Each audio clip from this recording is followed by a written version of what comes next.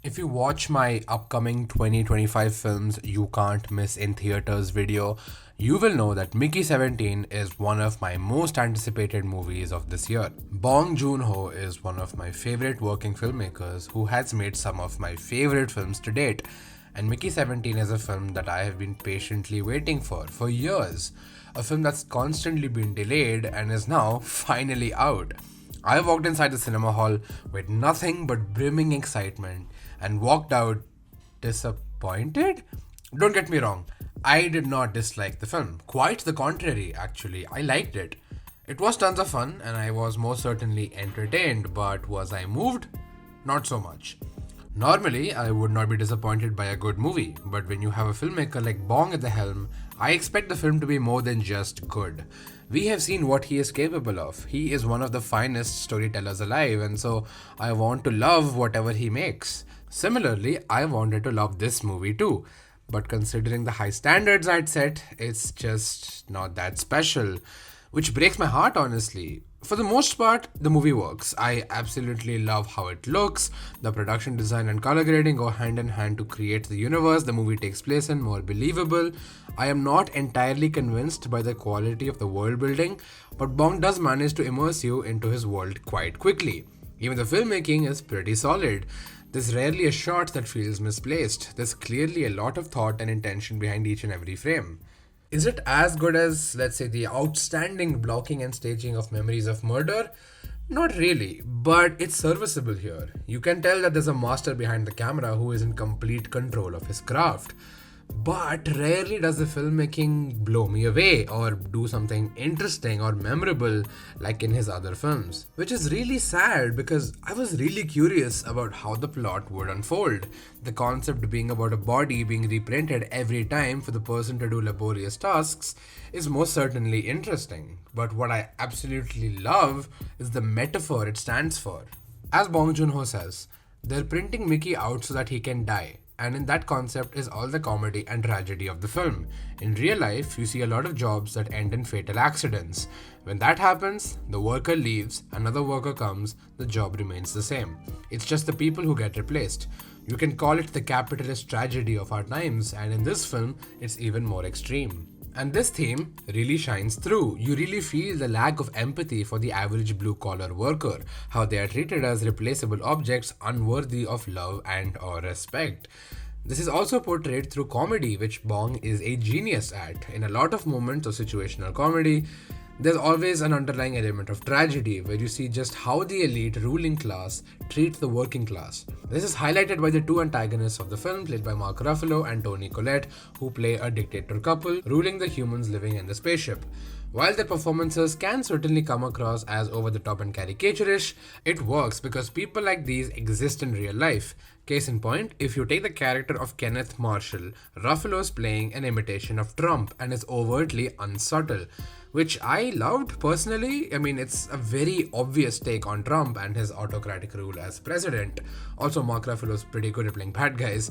You even see Kenneth's followers as a very obvious imitation of MAGA supporters. It's almost hilarious how comical the film is with its social commentary about fascism, space colonization, exploitation, racial superiority, class divide, historical revisionism, capitalism, consumerism, and animal cruelty.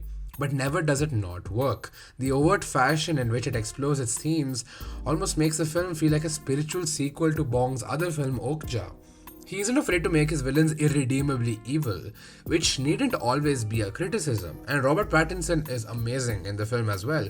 He's just having an absolute blast playing a variety of Mickeys of different personalities, which really speaks to his range as an actor. He's unafraid to make these ridiculous and contorted facial expressions when the scene requires him to, which adds to the comedic tone of the film. He's truly one of the best and most interesting actors working today with an experimental and versatile filmography.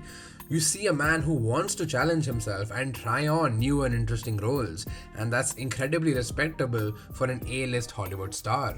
But despite all that, I still have some issues with the film. It's very heavily driven by voiceover, which definitely can work. I mean, just look at any Scorsese movie. But it's incredibly overdone here, almost to the point where it became slightly annoying. Bong does not rely on his visual storytelling prowess as much. Instead, he relies on overt exposition that feels just lazy and uninspired. Plus, the film certainly suffers from pacing issues, aimlessly going in random directions without seemingly any purpose.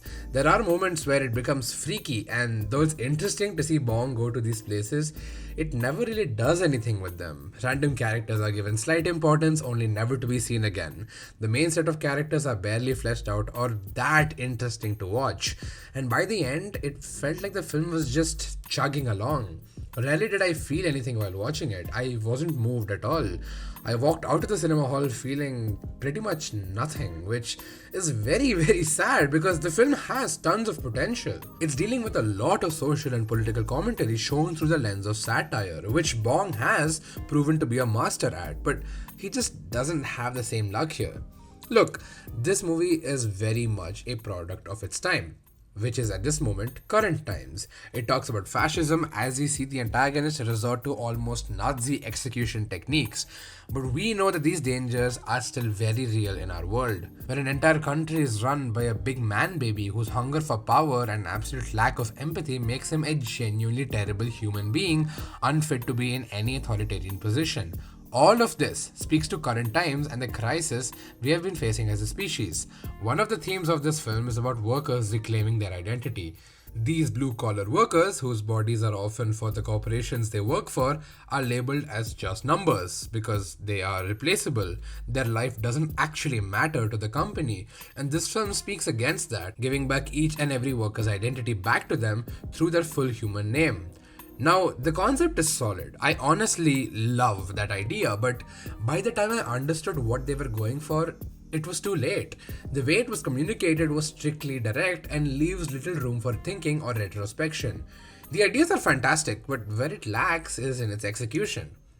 In the first half of the movie, I was mostly having a blast. I mean, the pacing did meander, but I was hoping that would be fixed later on. But somewhere in the middle of the second half, I remember having a conversation with myself in my head where I sort of painfully grew to realize that I don't love this film. It was a very difficult conversation where I had to let go of the need for this movie to be great and understand that I just wasn't connecting to it as much as I had wanted to. Random things kept on happening in the film with little to no stakes or weight. There was barely any sense of progression or onward momentum. I had little to no idea what it was trying to say by this point. I'd understood the critique on madmen being drunk on power and how they nurture and cultivate apathy, but then I feel like we'd already gotten a sense of that earlier, with all the scenes made to mock Kenneth, the Trump stand-in. There's one scene though, where Naomi Aki's character Nasha unleashes her spirit animal and curses Kenneth with every breath she could muster, which was just incredibly funny to me because it feels like Bong just outright expressing his hatred towards Trump in the most obvious fashion.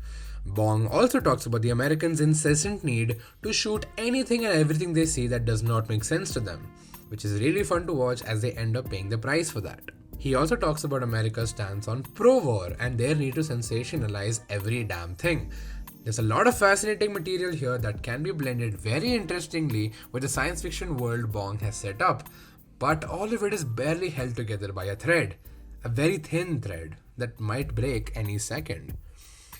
I don't know, man. I did not love Mickey 17. It was one of my highly anticipated films of the year, helmed by one of my favorite working directors, and I'm just really disappointed that it wasn't as good as I'd hoped it would be. But despite everything, this film is a solid example of a post-Best Picture blank check feature where Bong was just having fun.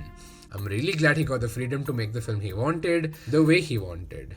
Sure, it's far from perfect and he's done significantly better work, but I'd honestly love for the industry to support filmmakers like Bong and give them a platform to make whatever they want.